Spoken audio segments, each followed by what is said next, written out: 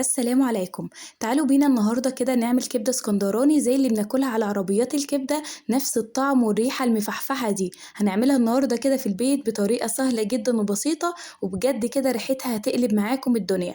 تعالوا بينا على طول ندخل على الطريقة والمقادير. بس لو أول مرة تشوفوني، أنا أسماء شاور ودي قناتي. ما تنسوش تشتركوا في القناة، ولو الفيديو ده عجبكم ما تنسوش تحطولي لايك.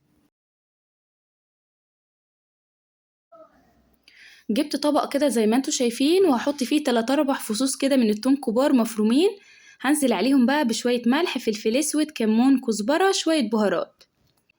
دي كل التوابل اللي عندي زي ما انتوا شايفين. وكمان معايا هنا معلقتين كبار كده من الخل،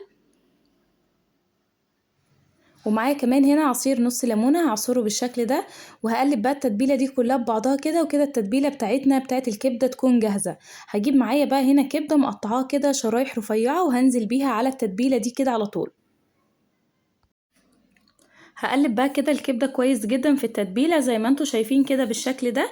وهحطها بقى في التلاجة كده حوالي 10 دقايق بس تقعد في التتبيلة شوية، وبعد كده هطلعها واسويها على طول.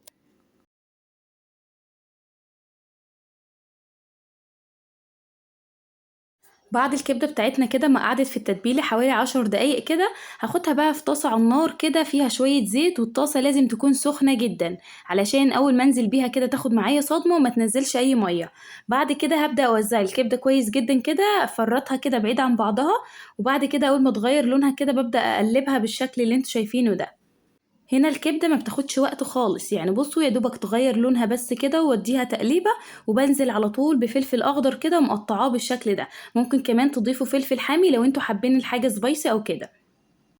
تقليبتين بقى كده وهنزلها على طول من على النار. عايزة الفلفل يفضل معايا كده بنفس اللون ده، مش عايزاه يدبل معايا، يا دوبك كده ياخد من طعم الكبدة بس، وبعد كده بشيله على طول. الكبدة ما بتاخدش وقت خالص على النار وبتستوي بسرعة، فما تسيبوهاش كتير على النار علشان ما تنشفش معاكوا وتلاقوها بتشد كده. فاحنا عايزين ناكلوا كبدة تكون طرية وطعمها حلو. هتجيبوا بقى كده العيش الفينو بتاعكوا وتحشوا بقى كده الكبدة الرهيبة بتاعتنا دي، بجد طعمها رهيب، حاجة كده في منتهى الجمال. جربوها بقى علشان بجد تستاهل التجربة. لحد هنا كده انا خلصت الفيديو. يا رب اكون فدتكم باي حاجة. استنوني الفيديو الجاي، استنوني في فيديوهات كتير حلوة، واسيبكم في رعاية الله، والسلام عليكم ورحمة الله وبركاته.